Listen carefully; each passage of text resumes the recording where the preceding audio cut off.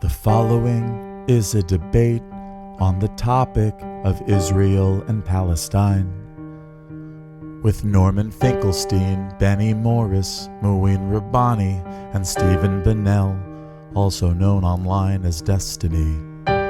There was a lot of tension in the room from the very beginning, and it only got more intense as we went along.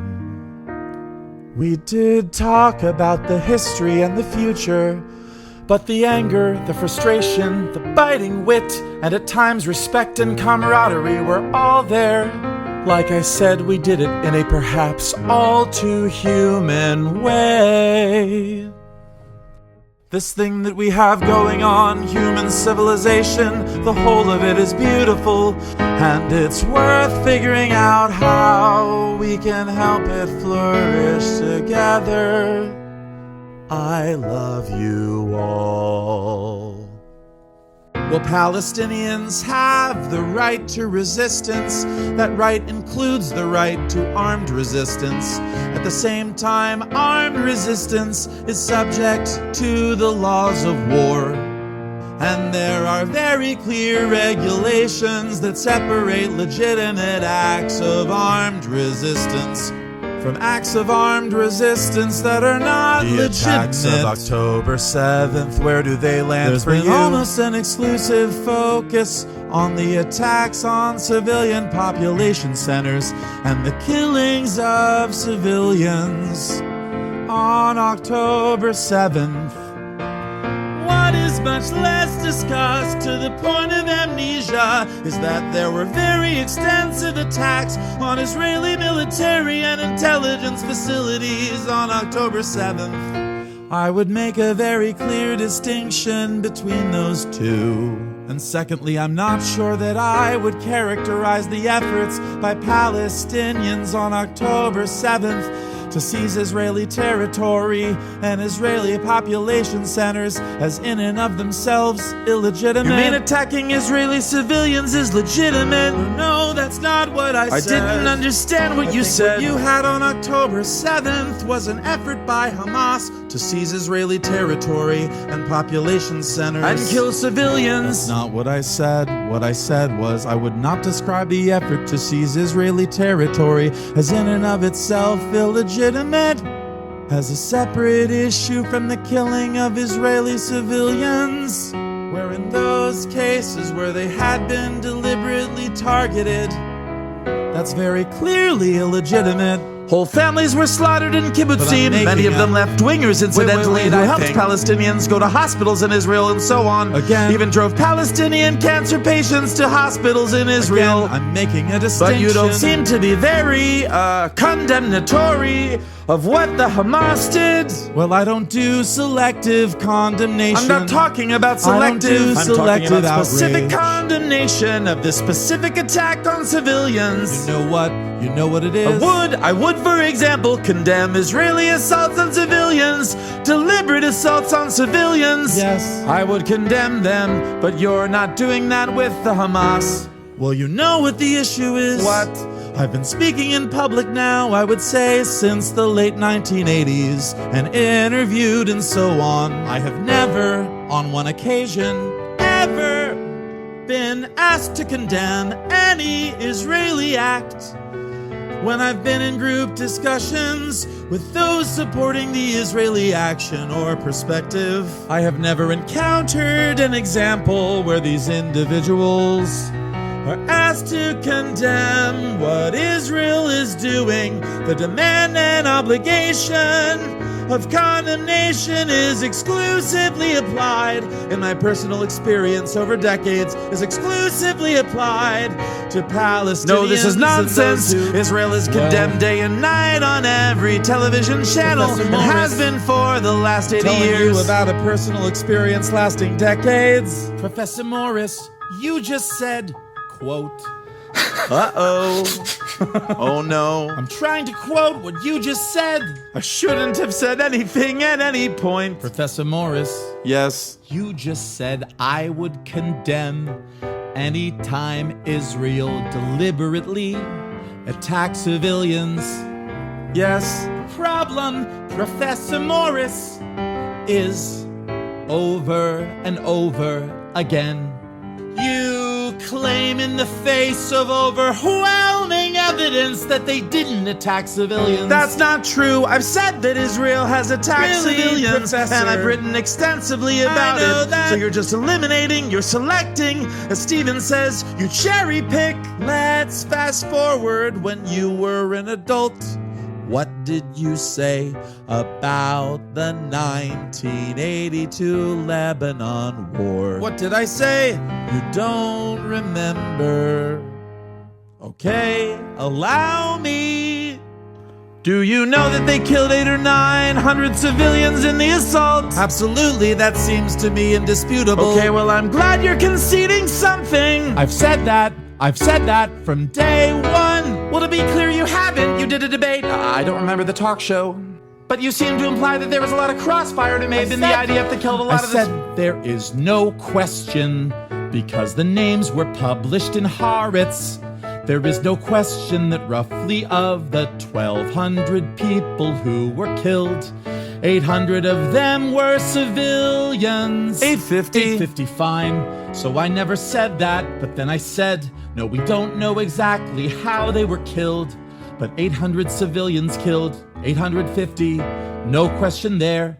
And I also said on repeated occasions, there cannot be any doubt, in my opinion, as of now, with all the available evidence, that Hamas was responsible for significant atrocities. And I made sure to include the plural. There's a lot of tricky language being employed here. Do you think of the 850? There's nothing tricky.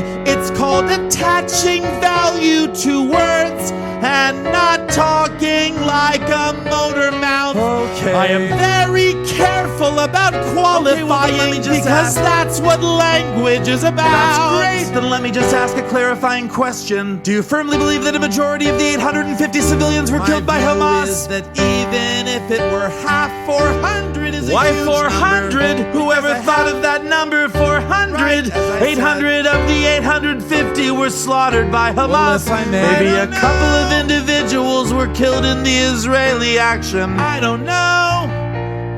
You said from day one you believe this particular thing, and you clearly don't. Professor Morris, believe it. I said from day one. You said people died. That's not controversial. Well, hold on, if I may. Mr.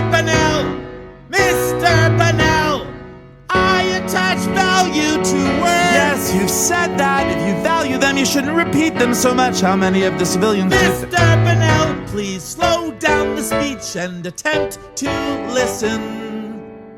When I was explicitly asked by Piers Morgan, I said there can be no question that Hamas committed atrocities. I've heard this, yes. On October 7th, if you want me to pin down a number, I can't do that. I didn't ask you to pin down a number. My question, I'll ask a very precise question. It's a very easy question to you. It sounds cold to say it, but war is tragic and civilians die. There is no war that this has not happened in the history of all humankind. The statement that Israel might take care not to target civilians is not incompatible with a diary entry from someone who said they saw civilians getting killed. I think sometimes we do a lot of weird games when we talk about international humanitarian law or laws that govern conflict, when we say things like civilians dying is a war crime, or civilian homes and hospitals getting destroyed is necessarily a war crime, or is necessarily somebody intentionally targeting civilians without making distinctions between military targets or civilian ones. I think that when we analyze different attacks or when we talk about the conduct of the military, I think it's important to understand perceptively from the unit of analysis the actual military committing the acts, what's happening and what are the decisions being made, rather than just saying retrospectively a lot of civilians died. You know, not a lot of military people died comparatively speaking, so it must have been war crimes, especially when you've got another side. I'll fast forward to Hamas that intentionally attempts to induce those same civilian numbers because Hamas is guilty of any war crime that you would potentially accuse, and this is according to Amnesty International, people that Norm loves to cite. Hamas is guilty of all these same war crimes, of them failing to take care of the civilian population, of them essentially utilizing human shields to try to fire rockets free from attack. Essentially, yes. I'm just saying essentially in terms of how international law defines it, not how Amnesty International defines it. But Amnesty International describes times of human shielding, but they don't apply the correct international legal standards. You don't know what's the correct international standards. Norm, I absolutely do. You haven't I a clue. absolutely do. Cause you can't find it on Wikipedia.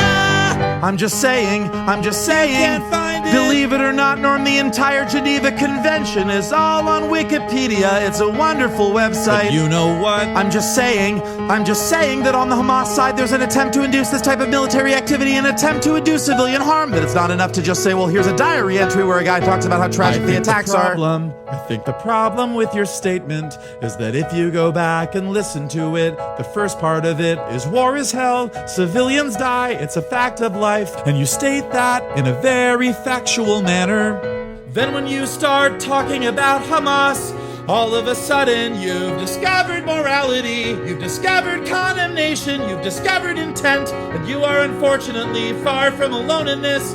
I'll give you an example. Well, hold on. We don't need examples. The false equivalency of the two sides is astounding. When Hamas kills civilians in a surprise attack on October 7th, this isn't because they're attempting to target military targets and they happen to stumble into a giant festival of people. Well, they did happen to stumble into it. They did, but... And they killed 300 people in the music festival. They did, but... Yes. When they stumbled into it, it wasn't an issue of trying to figure out a military target or not. They weren't failing a distinction. There wasn't a proportionality assessment done. It was just to kill civilians. Even the Amnesty International in 2008 and 2014 and even today will say... Don't think you'll find anyone who will deny that Hamas has targeted civilians. Sure. You gave the example But there's a of difference. suicide bombings during the second Intifada. I mean, facts are facts. Sure, but I'm saying that Hamas targeting civilians is different than the incidental loss of life that Israel... Oh, the incidental loss of genocide life. is the intentional mass murder. Genocide is an entirely separate but the claim. idea that Israel is not in the business of intentionally targeting civilians, I know that's what we're supposed to believe, but the historical record stands. The Hamas guys who attacked the kibbutzim, apart from attacks on the military sites, when they attacked the kibbutzim, were out to kill civilians, and they killed family after family, house after house. Israeli attacks on Hamas installations. You know better. No, I don't know better. You don't understand Israeli pilots. Thank God. You don't know Israeli pilots. I know, thank God. They believe that they are killing the Hamasniks. I'm sure They're given they believe objectives it. when they attack. I'm sure and if they Hamas is believe hiding it. behind civilians Every die. Every time they target a kid, I'm sure they believe When it's they target Hamas. kids. When they killed the 4 kids in the beach. Yeah, they believe. I know they believed, even though they were of diminutive size. I know that. Even though they At were... that angle, you don't see the they size. saw the size, but let's leave that aside. Oh, I know what he's quoting from, but you've lied about this particular instance in the past. Those kids weren't just on the beach, as is often stated in articles. Those kids were literally coming out of a previously identified Hamas compound that they had operated from. They literally Mr. did. Borelli, Mr. You can Borelli, Google it. with all due Mr. respect, Finkelstein. with all due respect, You're such a fantastic moron. It's terrifying. That wharf was filled with journalists. There were tens, scores of journalists. that was an old fisherman's shack.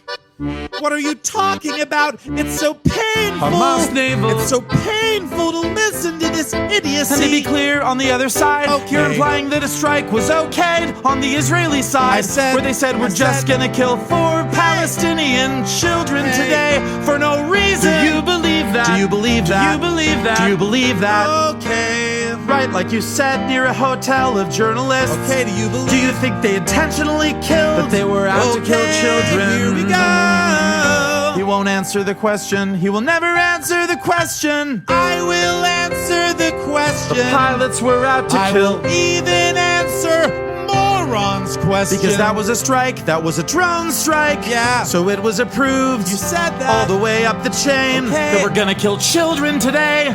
We're gonna kill Palestinian children. Do you want me to answer, or do you want your motor mouth to go? Okay, answer. In 2018, there was the Great March of Return in Gaza. By all reckonings of human rights organizations and journalists who were there, it was overwhelmingly nonviolent, but organized by the Hamas. Whoever organized it. By Satan. Let's start Satan, there. Yeah. No, by Hamas. By Satan. I agree. Let's go for the big one. The big Megillah. It's Satan. Okay. Overwhelmingly nonviolent. Resembled at the beginning a few bombs here and there. The first Intifada. They threw bombs here and there. Okay, not they bombs. They tried to make holes in the fence. Okay. Obviously. Let's continue. But I'm not sure Israel behaved morally in that respect. So as you know, along the Gaza perimeter, there was Israel's best trained snipers, correct? I don't know best trained, there were snipers. Fine, okay, all right. Snipers, they're editorializing. Hey, laugh, it's hilarious.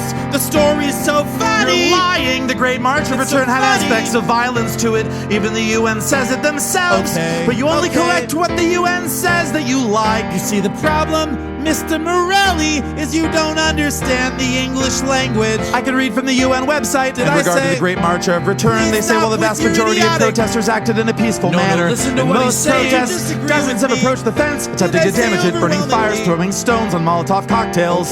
Towards the Israel forces, flying incendiary kites and balloons into Israeli territory, the latter resulting in extensive damage to agricultural land and nature reserves inside Israel, and risk the lives of Israeli civilians. Some instances of shooting and throwing explosives off the... Talk fast, so people think you're coherent. I'm just reading from the UN. You like them sometimes, only when they agree with you, though. You got the months wrong.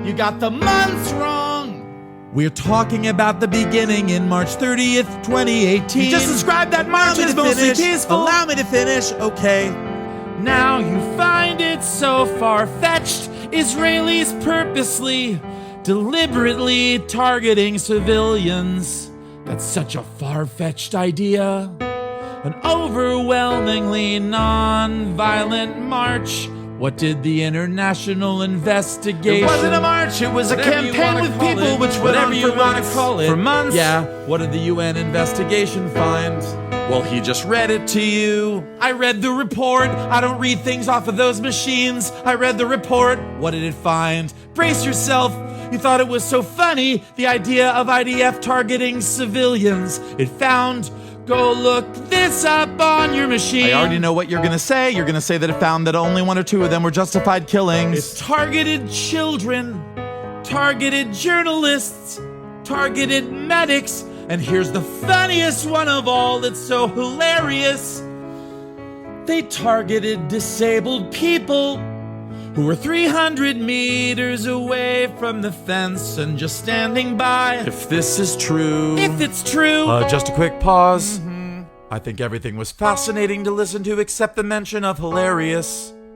Nobody finds any of this hilarious, and if any of us are laughing, it's not at the suffering of civilians or suffering of anyone. It's at the obvious joyful camaraderie in the room. So I'm enjoying it. And also the joy of learning. So thank you. You don't understand the strength of the claim that you're making. With all due respect, you're saying that from a top-down level, the lawyers, multiple commanders, and all these people signed off on killing 4 Palestinian children. Do not tell me what I don't understand. It's true. I don't spend my nights on Wikipedia. I read books. A waste of time. As a signal. Wasting time. I know books are a waste of time. With well to you they are. If the only things you take from them are 2 or 3. I completely respect the fact, and I'll say it on the air, as much as I find totally disgusting what's become of your politics. A lot of the books are excellent.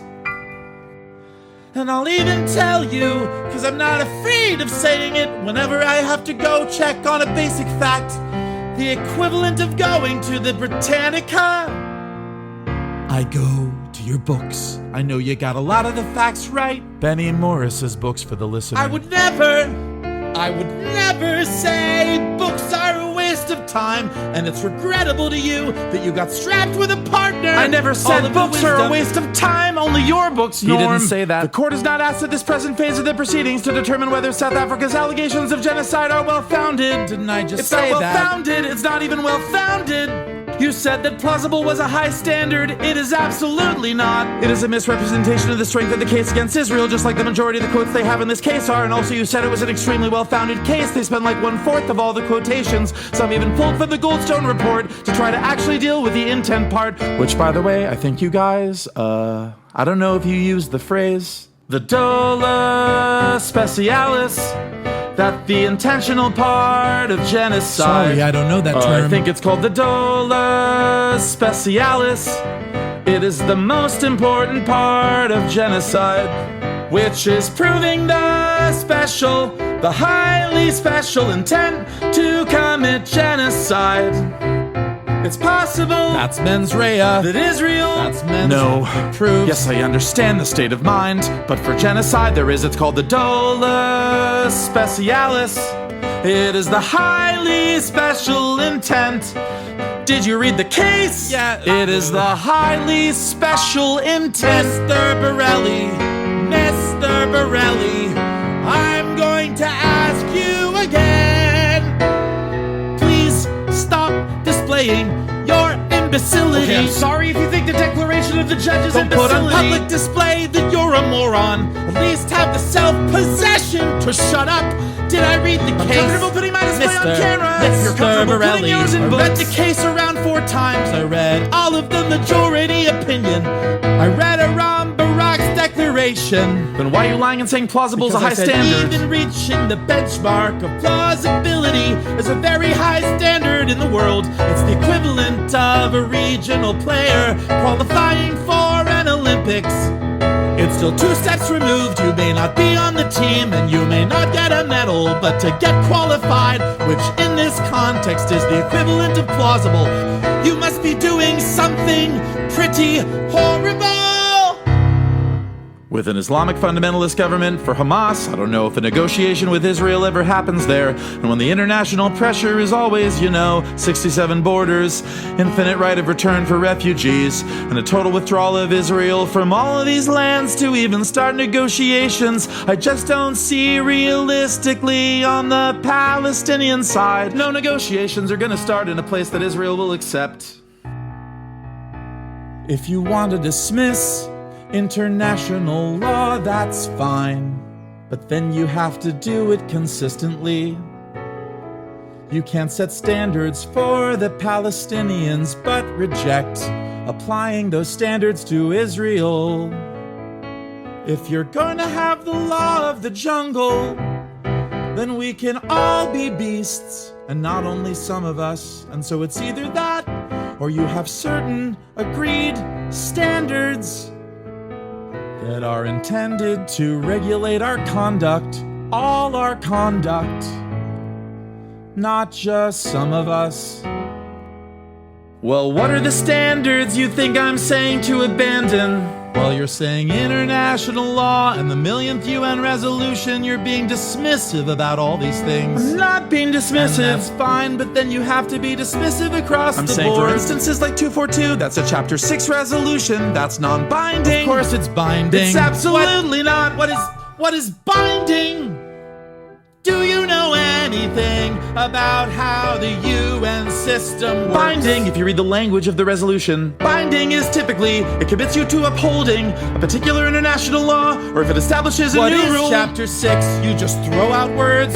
You hear binding, non-binding. Does 242 even mention a Palestinian state? No. Of course not. That's the problem. That's the reason why the Palestinians didn't want to recognize 242. Allow me a point of information. Yeah. The first principle of UN Resolution 242 is the inadmissibility of the acquisition of territory by force, which is meaningless.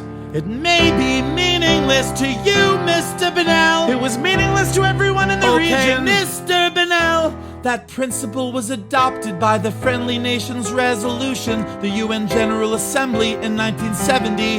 That resolution was then reiterated in the International Court of Justice ruling advisory opinion in 2004.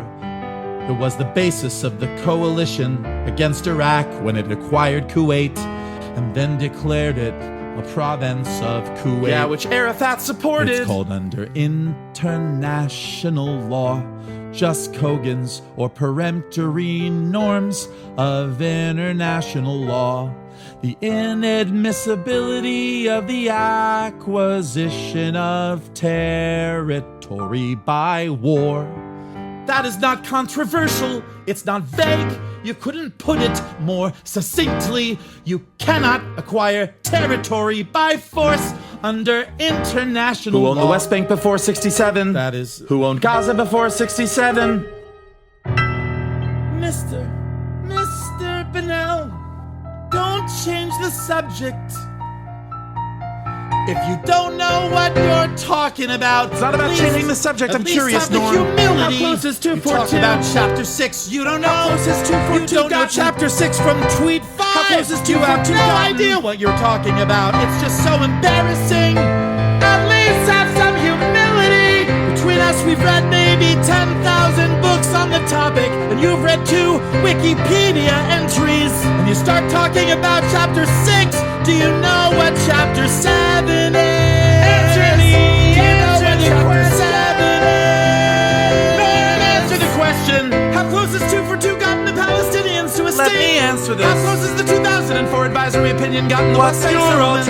alternative? The alternative is not this, whatever this making money off the conflict Money, is. Destiny The should actual talk about alternative, making the money actual off of alternative. idiocy. Yes, your media blitz, where you go and talk to 50 million people about your awesome solution. He has a point, though. What point? All these resolutions have gotten the Palestinians no closer to a state. Because it hasn't been enforced because of the U.S. veto. They're not going to be enforced. Wait, They're going if I may. How's it going to be enforced? If The I ICJ may. hasn't even. Professor Morris, because of your logic, and I'm not disputing it, that's why October 7th happened.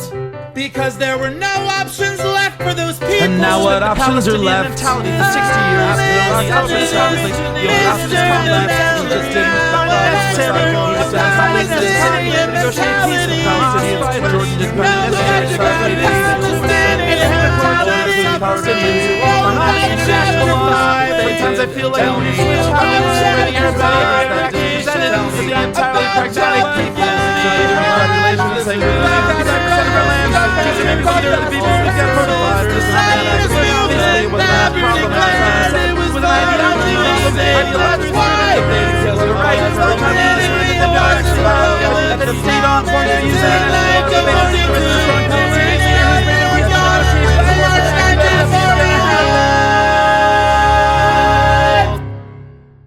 Thank you for listening to this conversation and this season of debate musicals.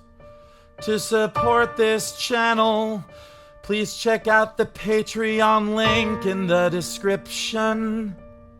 And now let me leave you with some words from William Godwin. It is better to debate a question without settling it than to settle a question without debating it. Thank you for watching. We hope to see you next time.